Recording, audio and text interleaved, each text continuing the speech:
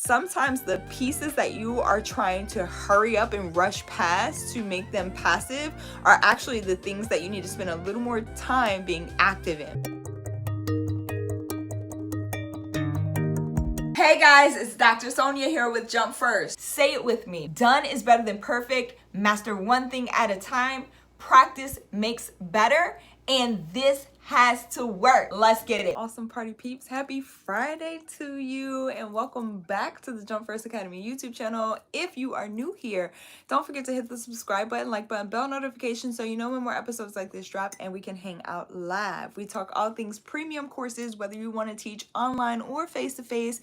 We also talk how to package your knowledge, your unique life experiences and expertise into the format of luxury coaching and mentorship programs. And so that brings me to today's topic. I want to talk about it real quick. Active versus passive. What's going on, IG? I see you on as well. All right, let's jump into this. Active versus passive.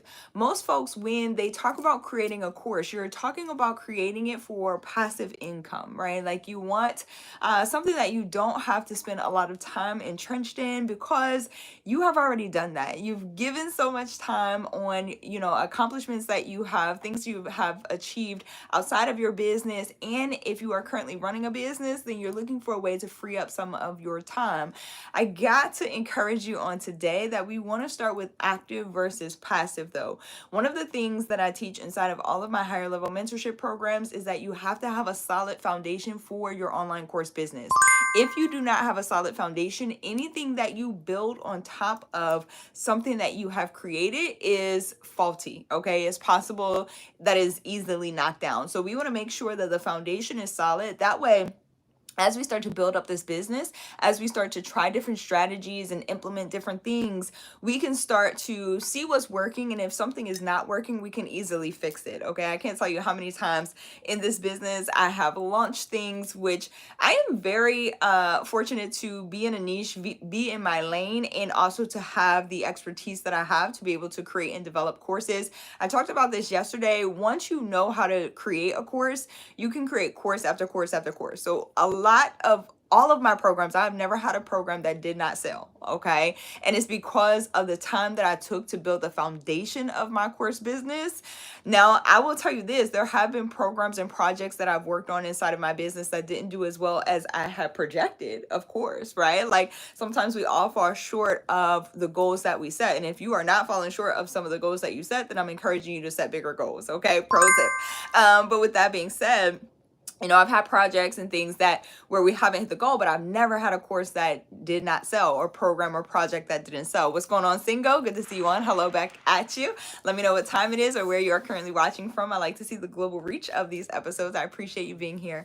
And so with that said, the reason that the programs always sell and the courses always sell is because I built a solid foundation. Again, this is the number one thing that we talk about and work on as soon as my mentees and students enroll inside of my programs is how do we build a solid foundation for your unique business based on your unique skill sets, life experiences, and expertise, okay? Every single course is going to be unique. It's going to be different because your experiences are different, okay? You are different, and it should be that way. When you are going out and trying to copy other people or copy other strategies, sometimes the reason that they're not working is, number one, you do not understand sometimes the process or the reason that the system is in place, okay? So sometimes and I hear this from my clients too, when they finally join my programs, they're like, I've been trying to follow you and do some of the things that you've been doing and it just wasn't working. And it's because, number one, there are reasons and seasons behind certain systems, behind certain strategies. And so you got to know what season of business you're in. You also need to know and understand why someone is doing what it is that they're doing. Okay. So you can't just copy paste all the time. All right.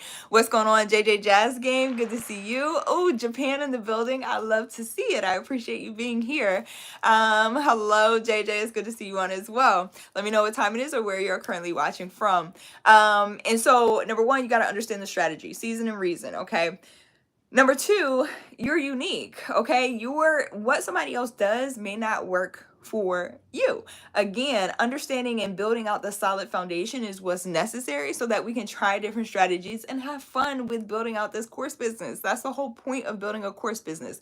Now, getting back to active versus passive, we do want to free up some of our time. Some of the things that you are implementing, some of the strategies you trying to, and let me put this here because I'm a high performer as well and have major accomplishments just like I know you do. And so sometimes we try to rush ahead as high performers, knowing that we're going to accomplish a thing or feeling like we've surpassed the level, so we shouldn't have to do a certain part, right? Like maybe we shouldn't have to get our hands dirty. And it's ego, okay? It's the high performer in us. It's us feeling like, well, I'm kind of like over here now. I'm not really doing that anymore. And it's not that we think we're better. It's not like, it's hard to put into words, right? But you know what I'm saying. If you're a high performer, then you've likely felt this, that it's not that you think you're better. You just feel like you've passed a certain level and you don't have to necessarily, do that part anymore. But here's what I want to encourage you to take a look at. Sometimes the pieces that you are trying to hurry up and rush past to make them passive are actually the things that you need to spend a little more time being active in. So a lot of times you're trying to systematize or put things on autopilot, as I like to call it, right? Or evergreen, as the industry calls it, where you're just trying to move things off your plate and automate them so quickly, when you really should be staying active, okay? Like that should be something that you should still be focused on. For instance, when we talk course sales, okay, you should be playing an active role to make your course sales, to get your students enrolled before you start to put that piece on autopilot. It is totally possible and preferable to put it on autopilot. And there are certain activities inside of your programs that you will forever get to put on autopilot, okay? Some systems that we can create and build on top of your foundation that you could just like play in the background. However, when we talk premium courses, your students and clients that are enrolling in those courses are expecting you to show up. And the reason that you're able to charge a higher amount is because you get to go deeper with your people, meaning your presence is felt by everyone that enrolls inside of your program. So you don't want to necessarily put that personal touch on autopilot, especially when you start to charge prices like $10,000, $20,000, $100,000, whatever you're charging for your programs. Like those premium prices require your presence, okay, in some capacity, or in a bigger capacity than it would be you just putting it on autopilot and selling a $97 course, okay? So let me put that there. Cyberduck, what's going on? It's good to see you.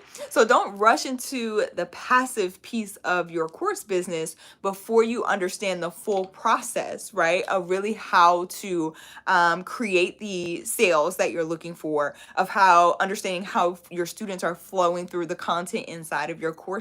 Like all of those things must be understood before we can move into the passive piece, the autopilot piece, the evergreen piece, okay? And I have client examples and students and case studies who have done both, okay? Some of my clients are like, I need to put my course on autopilot. I need to host my course, but not until they understood the process and had active sales, had actively taught their students, and then they started hosting the courses and all of those things. So if you want to learn more about how that process looks, as well as see some of the case studies and examples to get an idea of what is possible for you and how you can design your courses and start to put pieces on autopilot, you can go over to jumpfirstacademy.org to get started. Again, it's jumpfirstacademy.org.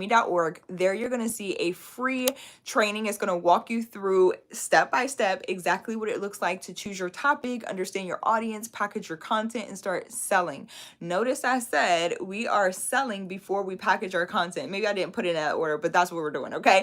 So it's my teach it method. So you understand your topic, nail that down, understand your niche, nail that down, okay? And start to position yourself as the expert and authority in your lane, in your niche, and then you start selling. So we pre-sell before we create the content, okay? There's an easier way to do all of it, easier than maybe what you've heard or what you've been working on, especially if you're interested in creating courses. So go check out the full training at jumpfirstacademy.org. Takes about 30 minutes to go through, super easy. There are resources that will help you implement each and every single step immediately. It's just on you to grab the resource and start executing. Again, jumpfirstacademy.org. I dropped the links in the description.